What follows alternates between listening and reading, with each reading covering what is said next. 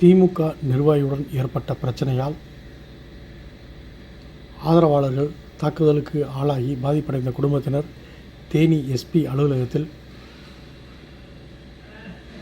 5ஆம் தேதி பகல் 12 மணி அளவில் எஸ்பியிடம் புகார். தேனி மாவட்டம் ஆண்டிப்பட்டி அருகே போடிதாசன்பட்டியைச் சேர்ந்த பாலமுருகன் சில தினங்களுக்கு முன்பு அதே பகுதியைச் சேர்ந்த திமுக நிர்வாகி சுப்ராஜ் மது போதையில் பாலமுருகனிடம் தகராறு செய்துள்ளார். இதனால் இருவருக்கும் பிரச்சனை. இந்த நிலையில் தகராறில் ஈடுபட்ட சுப்ராஜ் மகன் பவுன்ராஜ் மற்றும் அவர்களுடன் ரஞ்சித், மதுரை வீரன், பெருமாள் உள்ளிட்ட சுமார் 30க்கும் மேற்பட்ட நபர்கள் பாலமுருகன் வீட்டிற்கு சென்று கற்கள் கொண்டு எறிந்துள்ளனர். மேலும் இதனை தடுக்க வந்த பாலமுருகன் தம்பி வீரராகவனை கடுமையாக தாக்கியதில் அவருக்கு முகத்தில் காயம் மற்றும் தாய் ஜோதியை ஆபாசமாக பேசி கொலை மிரட்டல் விடுத்து கற்களை கொண்டு வீசியும் அருகே இருந்த காரை சேதப்படுத்தியும் சென்றுள்ளனர். பாலமுருகன் தாய் ஜோதி கொடுத்த புகாரின் பேரில் பவுன்ராஜ், பெருமாள், மதுரை வீரன் உள்ளிட்டோர் மீது வழக்கு பதிவு செய்த நிலையில் மதுரை வீரன் என்பவரை மட்டும் போலீசார் கைது செய்துள்ளனர். இதனால் மற்ற நபர்கள் மீண்டும் தனக்கு கொலை மிரட்டல் விடுத்து அச்சுறுத்தி வருவதாகவும் வெளியே செல்ல முடியாத நிலையில் உள்ளதாகவும் அனைத்து நபர்கள் மீதும் நடவடிக்கை எடுக்க வேண்டும் வலியுறுத்தி தேனி மாவட்ட காவல் கண்காணிப்பாளர் அலுவலகத்தில் எஸ்பியிடம் புகார் மனு வழங்கினர். என் பையனை எந்த குடோனில் வச்சுருக்காங்க நான் கண்டுபிடிச்சி அவனை போய் நான் மனு போட்டு பார்க்கையில் என்னடா பிரச்சனை இருந்துச்சுன்னு கேட்கையில் என்னை இங்கே ட்ரெஸ்ஸே இல்லாமல் என்னை உட்கார வச்சு அடிக்கிறாங்க.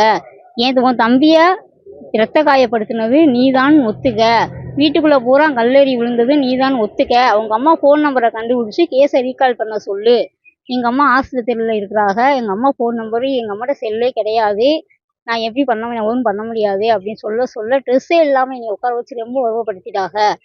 என்னை சீக்கிரம் நீ என்னை கூப்பிட்டு போகிற வழியை பாருமா அப்படின்னு சொல்லி இந்த பையன் என்னை அழுகிறான்னு சொல்லி அழுகிறான் சார். நம்ம இதில் நம்ம காணாவளுக்கு ஜெயில் குடோன் பக்கத்தில் அந்த ரூமில் போட்டு அடிச்சிருக்காங்க.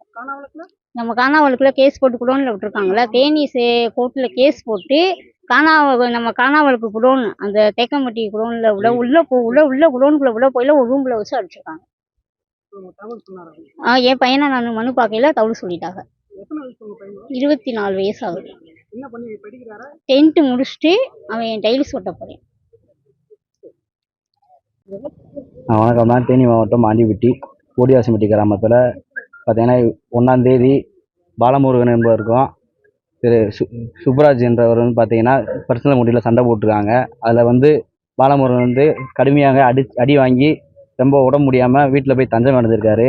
அதையும் தாண்டி சுப்ராஜ் என்றவர் பார்த்தீங்கன்னா அவங்க ஏரியாவிலேருந்து ஆள்களை கூப்பிட்டு ஒரு 30க்கும் மேற்பட்ட ஆட்களை கூப்பிட்டு ஒரு 5 பேர் தலைமையில் வீட்டையும் அந்த சம்மந்தப்பட்ட குடும்பத்தையும் கடுமையாக தாக்கியிருக்காங்க. அதாவது பார்த்தீங்கன்னா கொலை முயற்சி வரைக்கும் நல்லா கத்தி, கடப்பாரை, கல் இதெல்லாம் வீச்சு அடித்து இன்றைக்கி ஸ்கூல் போகிற பையனை அடித்து மூஞ்சியை உடச்சி விட்ருக்காங்க. இங்கே தொடர்பாக ஆண்டிப்பட்டி காவல் நிலையத்தில் புகார் கொடுத்துருக்கோம்.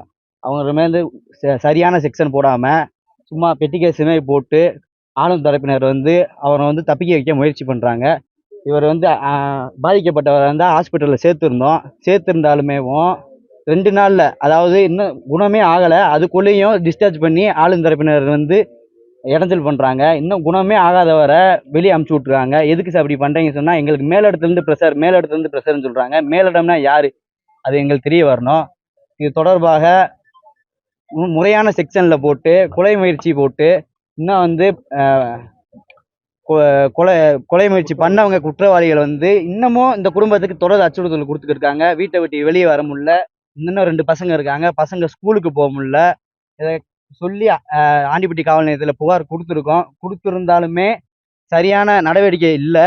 இன்னும் குற்றவாளிகள் வெளியே தெரிஞ்சுக்கிட்டு இந்த குடும்பத்துக்கும் அந்த ஊர் பொதுமக்களுக்கும் இடையூறாகவும் ஒரு உயிர் அச்சுறுத்தலை கொடுத்துக்கிருக்காங்க. விரைந்து இவங்களை கைது செய்ய கோரி காவல் கண்காணிட்ட மனு கொடுக்க போகிறோம். முழுக்க கவர்மெண்ட்டையும் இந்த காவல்துறையும் நம்பி 100% நம்பி இந்த புகார் மனு கொடுக்குறோம். இது முறையான நடவடிக்கை எடுத்து அவங்க குற்றவாளிகளை கைது செய்யணும். இல்லாட்டி தொடர் போராட்டம், அறவழி போராட்டங்கள் எங்கள் சமூகம் சார்பும் ஊர் பொதுமக்கள் சார்பும் நடைபெறும். இதை தெரிவிச்சுக்கிறோம். தயவு செஞ்சு இந்த குடும்பத்துக்கு கிடைக்க வேண்டிய நீதியை நீங்கள் பெற்றுக் கொடுக்கணும். இந்த ஊடக நம்பரிலையும் பணியொன்று கேட்டுக்கிறேன். தயவு செஞ்சு நமது குடும்பத்துக்கு நீதியை பெற்றுக் கொடுங்க. இந்த பையனுக்கு ஆயிருக்குமா அந்த மூஞ்சில் அடி ஆயிருக்கு, நரம்பு கட்டாயிருக்கு, பேச முடியல, சரியா சாப்பிட முடியல, நடக்க முடியல. இப்போ வந்து 10th எக்ஸாம் பப்ளிக் எழுதணும் தம்பி, எழுத முடியல.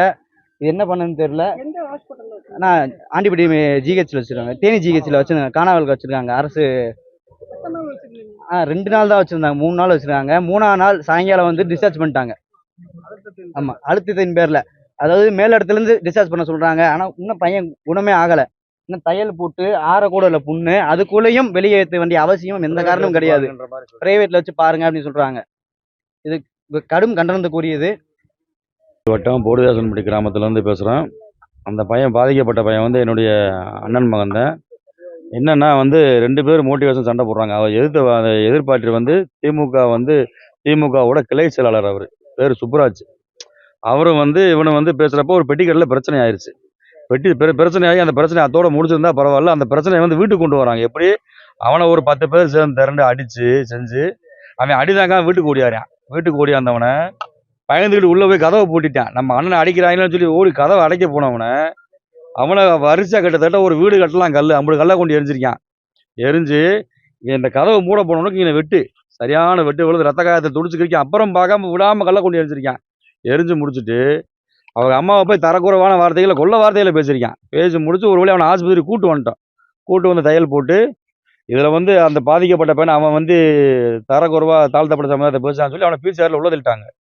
இதில் இவனை தாக்குதல் பண்ணது ஒரு 40-50 பேத்துக்கு மேலே. ஆனால் அவங்க ஒரு கண்துடைப்புக்காக ஒரே ஒரு ஆள் மேலே மட்டும் ஒரு வழக்கை போட்டு அதையும் எப்படி ஒரு சீக்கிரம் வெளியே வர மாதிரி ஒரு வழக்கு பெருசாக போடாமல் போட்டு விட்டு வழக்கை போட்டு விட்டு மிச்சம் எல்லாத்தையும் நிப்பாட்டி விட்டாங்க. இன்னும் 4 பேர் மொத்தம் 5 பேர் மேலே வழக்கு போட்டு மற்றும் சிலர் மென்ஷன் பண்ணிருக்காங்க. அதில் ஒருத்தரை மட்டும் அரெஸ்ட் பண்ணிட்டு மிச்சம் அந்த 4 பேர்த்தை அரெஸ்ட் பண்ணல. அந்த மற்றும் சிலர் இருக்கான். ஏன்னா அவன் அடையாளம் காட்டுறேன்ட்டான். அவனால் பேச முடியாது, நடக்க முடியாதனால அவனால் அடையாளம் காட்ட முடியும்னு சொல்லிட்டான். அது அப்படி அவன் அடையாளம் காட்டுற நபரை வந்து உடனடியாக கைது பண்ணணும். மீதமுறை குற்றவாளிகள் உடனடியாக வந்து நடவடிக்கை எடுக்கணும். அந்த பையனால் ஸ்கூலுக்கு போக முடியல. அவன் தம்பி ஸ்கூலுக்கு போகிறான். அந்த பக்கம் போகிறப்ப கள்ள கொண்டு எறிகிறாங்க. தரமில்லாத வார்த்தையில் பேசுகிறாங்க.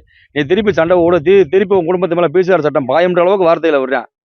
ஏன்னா இது ஆளுங்கட்சி அரசாங்கம் கண்டிப்பான முறையில் நடவடிக்கை எடுத்து கொடுங்க. இல்லைன்னா தொடர் போராட்டம் கண்டிப்பான முறையில் நடக்கும். இன்னைக்கு நடக்கிறது அடுத்து 2-3 நாள் நீங்கள் முடிவு எடுக்கல அப்படின்னா அடுத்த திங்கக்கிழமை கண்டிப்பான முறையில் கலெக்டர் ஆஃபீஸ் முன்னுக்கு ஆர்ப்பாட்டம் நடக்கும். தொடர்ந்து வந்து பசுமறியலும் பண்ணுவோம். இதை பெரிய அளவில் கொண்டு போவோம். தமிழ்நாடு அனைத்து எங்கள் சமுதாயம் சார்பா ஆண்டிப்பட்டி எம்எல்ஏன்னு சொல்கிறாங்க. ஆனால் முழுமையாக தெரியல. தெரியாமல் ஒரு வார்த்தை சொல்லக்கூடாது. ஆண்டிப்பட்டி எம்எல்ஏனா அவர் வந்து திமுக கட்சி கிளை செயலாளர் அப்படின்றனால எம்எல்ஏ சப்போர்ட்னு சொல்லி வார்த்தையை சொல்கிறாங்க. அதை கொஞ்சம் பார்த்து செய்யுங்க அவ்வளோ. ஏன்னா அடுத்து சுப்புராஜ் ஆமாம், அவர் தான் பிரச்சனை காரணம். அவர் சொல்லி தூண்டுதல் பேரில் அந்த 40 பேர் வந்திருக்கு. ஏன்னா பக்கத்து கிராமம், ஒரு கிராமத்தில் அடுத்த கிராமத்தை சொல்கிறாங்க. அந்த ஊர் பெரியதனம் பார்க்குறாள்கிட்டே சொல்லணும். இப்போ என் பின்னுக்கு நாங்கள் கிராமம்னா நீங்கள் நான் சட்டை போடுறோம்னா பக்கத்தில் அந்த ஊர் பெரியதனத்தை சொல்லிட்டு நீ வரணும். மொத்தமாக நீ வந்து அடிக்கிற அளவுக்கு உனக்கு யார் அந்த உரிமையை கொடுத்தது? தவறே பண்ணிருக்காலும் பண்ணல. 2வது அப்படி ஊர் விட்டு ஊர் வந்து ஒருத்தர் அடிக்கிற உரிமை உனக்கு யார் கொடுத்தது? நன்றி.